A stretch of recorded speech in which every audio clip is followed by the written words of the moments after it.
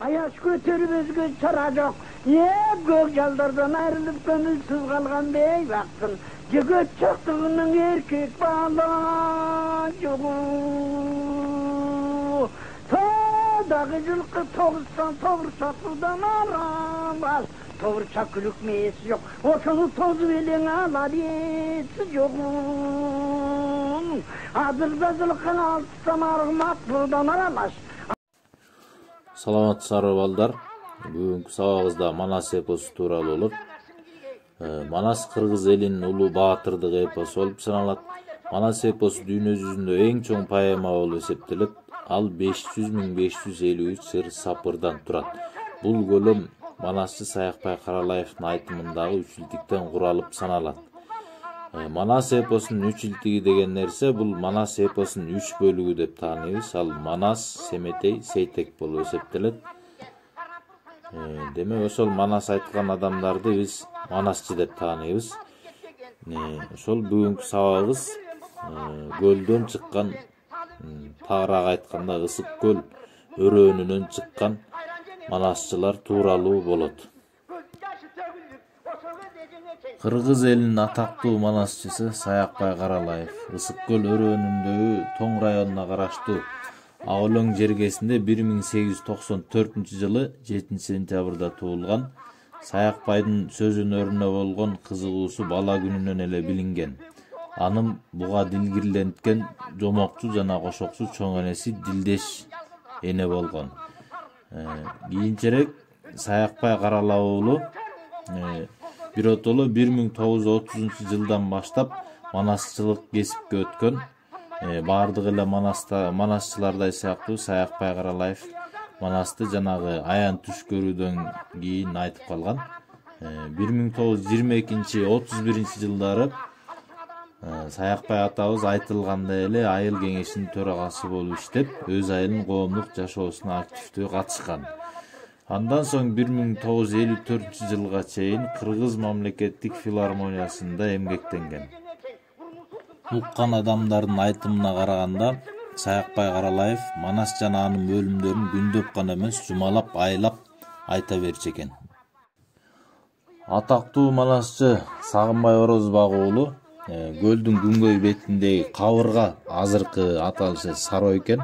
Ошол айылда 1867 жылы жарык дүйнөгө келген.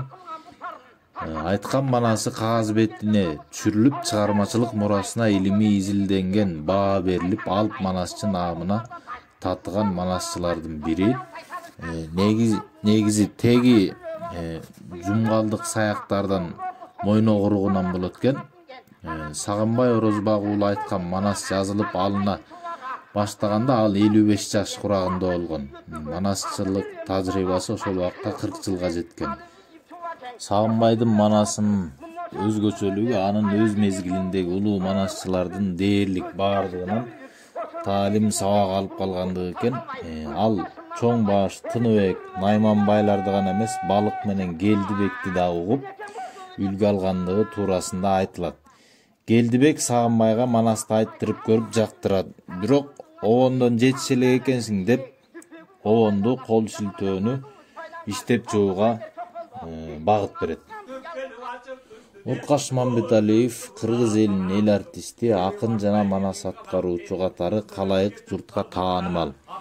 Ал 1935 жылы Ысык көл областына караштуу Түп районунда Талды суу деген айылда туулган. Бала кезинен сергек, ырга жакын, шыктуу болгон. Мектеп билиминен кийин Фрунзеге атайын музыкалык окуу жайга келип кирип, андан арка өнөрүн уланта баштаган. Уркаш Мамбеталиевдин чыгармачылыгына көңүл салганыбызда бул адамдын чыгармачылык табиятынын көп кырдуулугун байкай алат экенбиз. Артисттик талантынан сырткары мыкты манас аткаруучу, ал эми ыр поэзия дүйнөсүнө келгенде поэзия чебери. Уркаш Мамбеталиев эпоста дегенде эл ичинен угуп жүрүп, кийин Саякбай Каралаевдей устаттын өз оозунан тыңдап, натыйжада китептик үлгүдөн жаттап аткаруу техникасын үйрөнгөндүгү кыйла убакытты алыптыр. Каба Атабек уулу Кыргыз Республикасынын эл артисти. Manasчы бугунун Кыдык уругунан чыккан Атабек уулу Кааба Ысык көл облусунун Тоң районуна караштуу Төрткүл айылында 1924-жылы октябрь айында туулган. Ал баардык жаратма манасчыларга таандык болгондой эле кереметтүү түш көрүү аркылуу манас айтып калат. Ал ошол убакта 12-13 жаш курагында болгон экен. Манас эпосунун 1000 жылдык мааракесине карата өткөрүлгөн манасчылардын эл аралык кароо сынагына катышып, биринчи орунга татыктуу болгон. Анын айтуусу боюнча, Кыргыз мамлекеттик илимдер академиясы тарабынан кол жазмалар фондусунда 1962-жылы Манас эпосунун жылкы түйүү окуясы жазылып алынган. Шаабай Азизов бугунун Арык мырза уруусунун бай муругунан, андан Кубат тукумунан болгон. Ал 1927-жылы Ысык көл облусунун Ак Суу районундагы мурдагы Кара Бөлтөк, азыркы Октябрь айыл өкмөтүндө Үч Кайнар айылында туулган. 4 бир туугандын кенжеси. Шаабай Азизов залкар манасчылардын бири. Анын оозуна Манас, Семетей, Сейтек жана Эр Сарык эпостору жазылып алынган. Ал Манастын мындан да башка бөлүктөрүн айтканы менен убагында кагазга түшүрүлүп калган эмес. Шаабай Азизов атактуу манасчы Чоюкенин бир тууганынын баласы болгон. Анын атасы дагы манас айткан, бирок кийинчерээк манас айтып кетерине көзү жетпеген соң баласын өткөрүп берген. Таланталы Бакчиев Ысык көл областына караштуу Ак Суу районундагы Маман айылында 1971-жылы жарык дүйнөгө келген.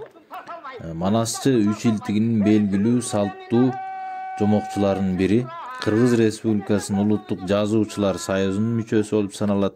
Кыргыз Республикасынын маданиятына эмгек сиңирген ишмер, фольклор боюнча адистешкен, филология илимдеринин доктору. Учурда Караколдо жайгашкан Касым Тыныстанов атындагы Ысык көл университетинин ардактуу профессору. Учурдагы манасчы көптөгөн эмгектердин ээси. Дөөлөтбек Сыдыков 1983-жылы Ысык көл облусунун Тоң районуна караштуу Шорлак айылында туулган. 12 бир туугандын 9-су. Дөөлөтбек деген ысымды атасы ыйгарган. Кашкын Сыдыков 1941-жылы туулуп 2006-жылы көз өткөн. Апасы Мейрамгүл Сыдыкова 1946-жылы туулган, Казакстандын орто жүздүү Найман элинен болот. Ал эми бул дөөлөттүн өзүнүн уругу бул Саяк уруусунун Каракучкаш уругуна таандык. Сыдыковдун манас айтып калуусуна эки нерсе түрткү болгон. Биринчиден, чоң аталары манас айткан инсандар. Экинчиден, 12 жашында түшүндө аян алып, улуу өнөргө сүңгүгөн. Жакында эле Борбордук Ала Тоо аянтында Бишкекте 12-ноябрда 14 сааттан ашык манас айтып, Гиннес рекорд китебине кирди. Дагы бир кошумчалай кетчү нерсе, биздин районубузду, Тоң районунун манасчылар мекени деп айтып коет. Жаңы элеки жогорудагы манасчылардын өмүр баяндарында жолукту. Көбүнчөсү ушу көлдөн чыккан менен арасында тоңдуктардан дагы 3-4 тоңдук болуп атат. Манас эпосу кыргыз элин басып өткөн тарыхый жолун чагылдырган эпикалык чыгарма. Кыргыз элин дүйнөлүк маданият казынасына кошкон эң зор салымы деп таанышыбыз керек.